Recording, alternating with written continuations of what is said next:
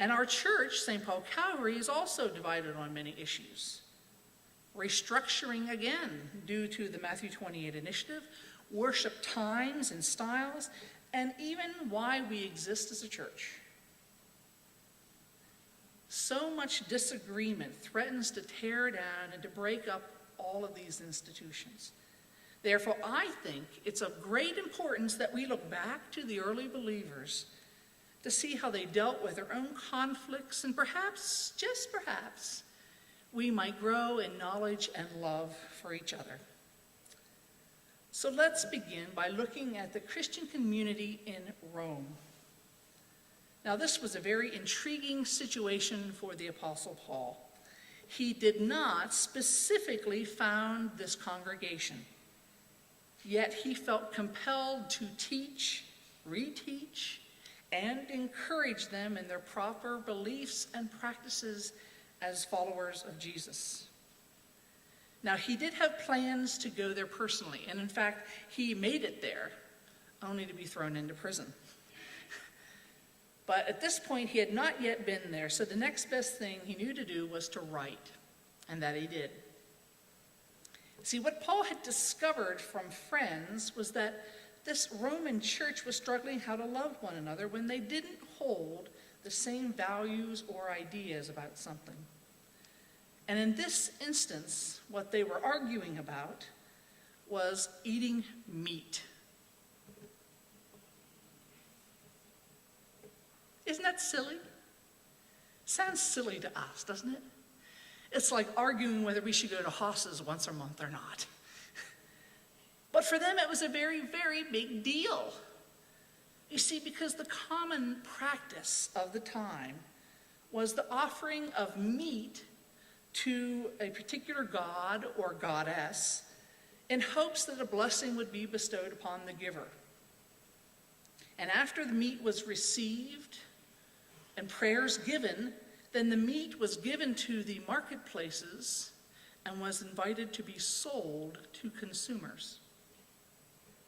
Now, those that were new in the Christian faith felt that buying and eating this meat that had been sacrificed to idols was somehow participating in the faith of the pagans. So they refused to do it. And they looked down on others who did partake of that gift of meat. Those stronger in the faith understood that it wasn't what went into the body that defiled it, but what came out of the body, which is in fact a teaching that Jesus himself proposed. So the body in Rome was divided. In his letter to the Romans, Paul wrote extensively on Christian freedoms.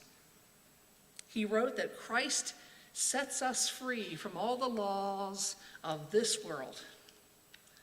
And yet, even though we're free from the laws of this world, free to do whatever we want, we are called by God's righteousness and through God's grace to temper our freedom to see how it might affect those who are less strong in the faith. Paul says, all things are lawful, but not all things are beneficial to the body. It is in this context, then, that he shared these words that we heard this morning from Grace. He extolled the value of Christian life in community. Peace and patience win over power and politics. So as we have been doing, I invite you to open your Pew Bible and get out your bulletin. We're going to take a field trip to page 1767, which is the 15th chapter of Romans. And we're going to share a verse together that is one of the easier ones this week to memorize. So if you've been keeping up with your memorization that I asked you to do the very first week, and you can proudly stand in front of somebody and say, I remember, submit therefore to each other out of reverence for Christ, Ephesians 5:21. Well then. But you're going to find out in a very short time you shouldn't do that. Memorize it, but don't boast about it. Are we ready to read Romans 15:7 together? Let's do that. Accept one another then, just as Christ accepted you, in order to bring praise to God. Accept one another. Accept one another. Paul reminds the Romans and us that in God's salvation plan, we are all saved by God's grace. Christ welcomes us into the family, and we must do likewise for others. So accept one another. That means, and this is a big one, this is a big problem for all of us, whether you're a Christian or not, it means that we must allow others to be imperfect. Ouch. We must give others the grace to fail without becoming irritated when they do. Oh, this is huge, isn't it? This is absolutely huge. And it's very difficult for us to do. This does not mean, by the way, that we will like what they do. We will like their failures. It simply means that we will love them regardless of what they do. Hate the sin, love the sinner, right? I might not like the fact that some people come to fellowship events and not come to worship, but I love you and accept you anyhow. I don't agree with you when we say we need to reach out to children in our neighborhood, but then I never see you at VBS or community dinners. Yet I will love and accept you anyhow. Do you see the power of Paul's words? Hard to do, isn't it? Very hard to do. Instead of acceptance, our knee-jerk reaction is disapproval and rejection. That's what we want to do. That's operating in the flesh, as Paul would say. Yet, as those under grace, as those who have experienced the grace of God, we are to operate in the Spirit, which is acceptance and love. Acceptance and love. Have you ever disagreed with someone sitting in this church right now? Yeah, let's just take a poll. You don't have to tell me who. If you ever disagreed with somebody, raise your hand. But guess what? You're still here, aren't you? Yes, you might have hit some bumpy times along your journey together, but you still accept one another because Christ died for that other person, just like Christ died for you. So therefore, we get over it. We might forget it or forgive it, but we get over it. Let's move to a different community.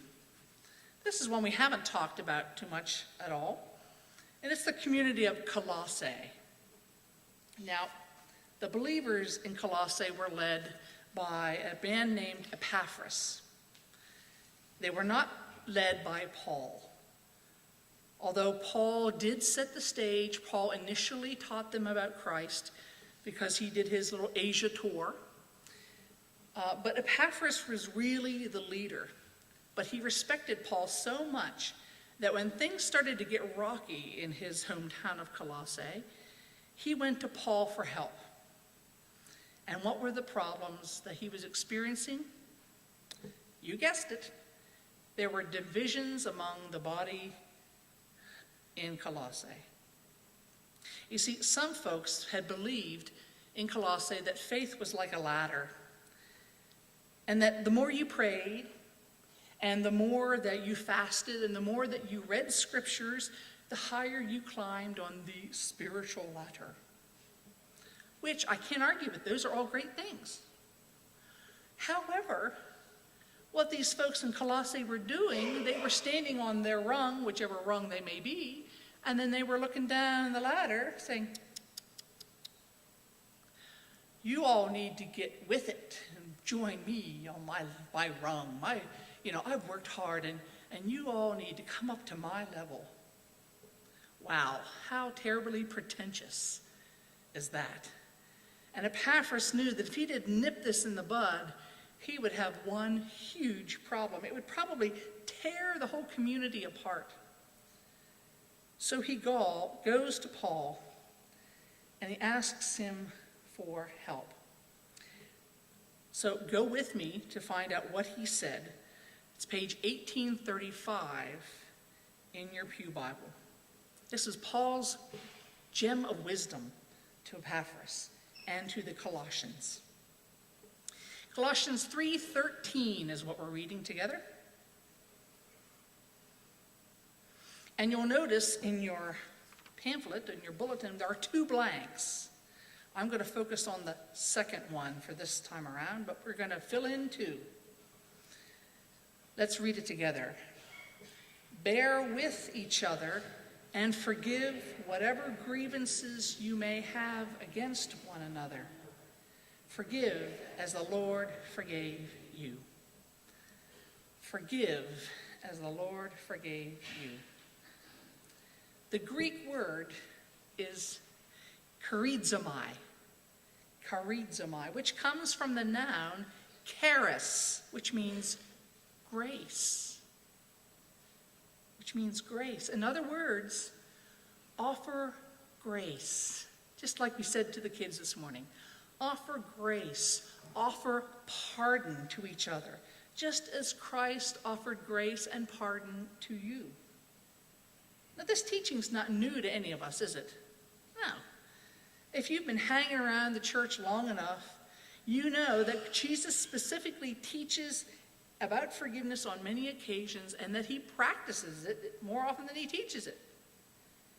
He tells his disciples, his own posse, his homies, his homeboys, his peeps, that they must forgive 70 times 7. Now, that's not 490 times. 7 and 70 are numbers of completeness. And when you hear them mentioned. So what he's saying is that you always must forgive. There is no limit to your forgiveness. But again, forgiveness is a hard thing to do, amen? Oh my gosh. Forgiveness is letting go of bitterness and spitefulness related to the pain felt by another's actions. But it's not forgetting, is it? It's making a conscious effort to remember the offense only as much as you can remember the grace God gave in that situation.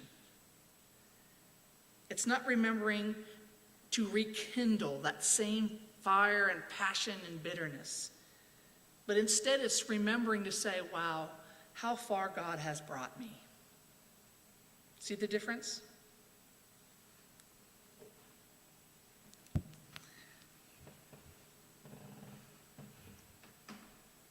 A couple of years ago, this is a silly thing. It really is a silly thing. But I was doing the worship service at a nursing home in the Wellsboro area. And I went in that particular Sunday, and there was the group of older ladies and men, as there sometimes, well, most of the times were. And almost all the time they were very happy to see me, and I was very happy to see them. And there was one particular lady, I will never forget her. What did I just say? Forgiveness is not forgetting, right? First time she ever saw me. And here I was with my normal bubbly self, and we were having a good time worshiping together. And there's a part of the little service that I would go around and I would shake hands with each and every person and ask them if there's anything that they would like for me to pray with them about. And the first thing out of this lady's mouth was, "Gee, you're fat. older people don't have any filter. And I was kind of, I went, yes, I am fat. She said, you must not want to live very long. I'm like, well, I wouldn't say that. Because you're killing yourself. She just kept at it. I mean, I was hurt. And then, here I am, I'm supposed to be praying for her. And I'm like, what my natural fleshly self did? Stupid woman. Because that's my knee-jerk reaction. I'll admit I'm fleshly at times. And for a while, I wanted to extol her on, you don't know me, like some Jerry Springer show. You don't know me, you don't know nothing about me. And it was so hard because the ladies to her right and to her left were horrified by it, that she would be that bold and just say whatever she was thinking. And I walked away from there, and for, can I say it, weeks, that stuck back there. You're fat, your death wish, don't you know what you're doing to your body, who is she to, and so when my turn came up again for that nursing home, I came prepared. I mean, I had the comeback of all comebacks.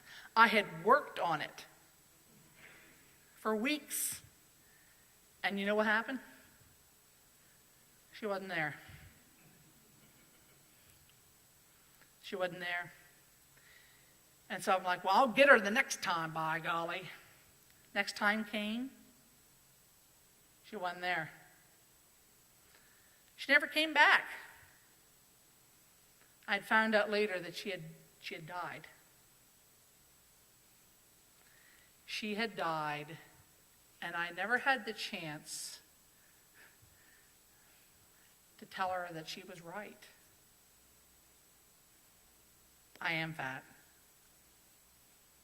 To tell her that I appreciated her honesty. Not at the time. I had to sit with it a while. But she felt that she needed to speak over me in love. Didn't feel like love at the time. But I appreciated her going out there for me, for being bold in that. But it didn't hit me about being so grace-filled and forgiveness the first time around. And you know what? It won't do it for you either. I know for some of us it takes years before you forgive that brother that wronged you, or that sister who won't talk to you, or that son or daughter who took your money and didn't change or didn't do what they said they were going to do with their money. But life is simply too short to hold on to bitterness, to hold on to unforgiveness. It's too short to do that. Who knows what difference it would have made in that woman's life if upon the last couple months of her time, I shared with her how much her words hurt me at first, but then how I grew into loving her for saying them. It might have made all the difference. I hope she hears me now.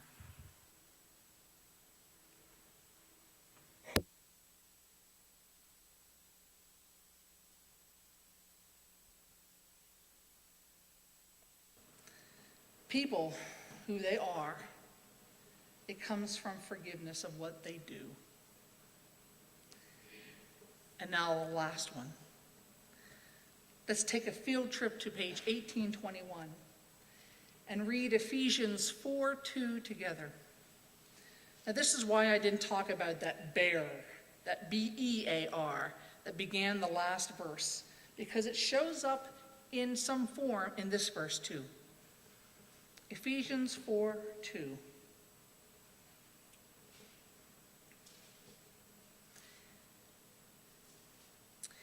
Be completely humble and gentle. Be patient, bearing with one another in love. Let me say right out of the gate that the New Revised Standard, the New International Version, which is your Pew Bible, does not translate this well. Here's why I say it does not translate it well. Because in the Greek language, there are two verbs that both talk about waiting patiently.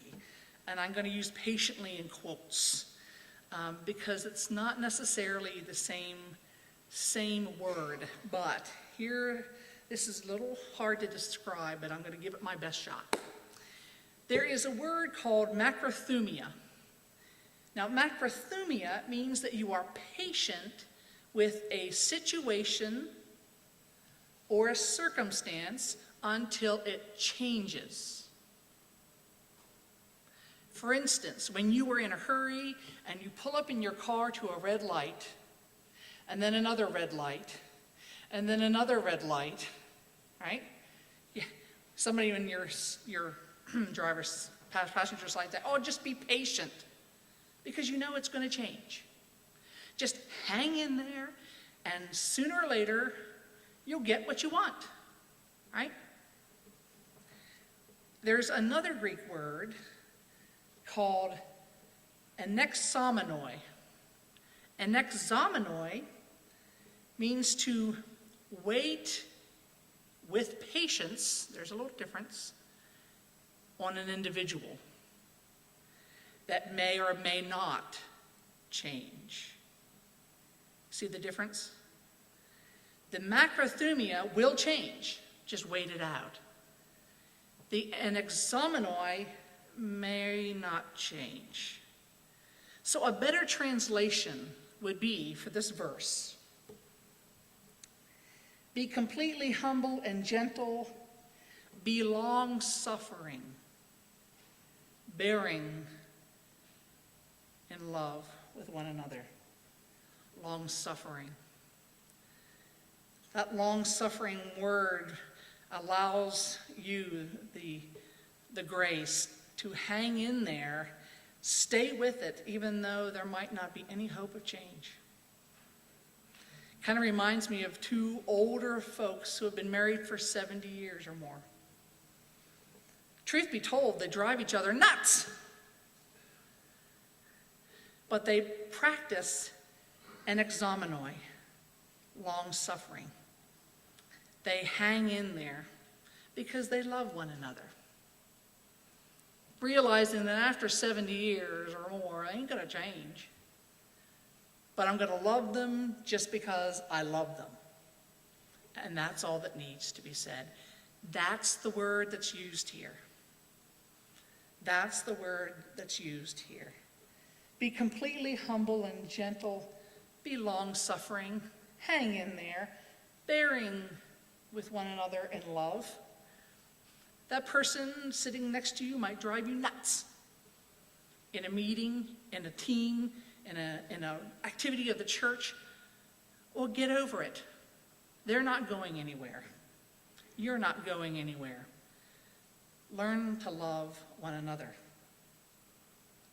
So, friends, allowing others to be imperfect causes us to have to be gracious, to forgive, and to be long-suffering with them.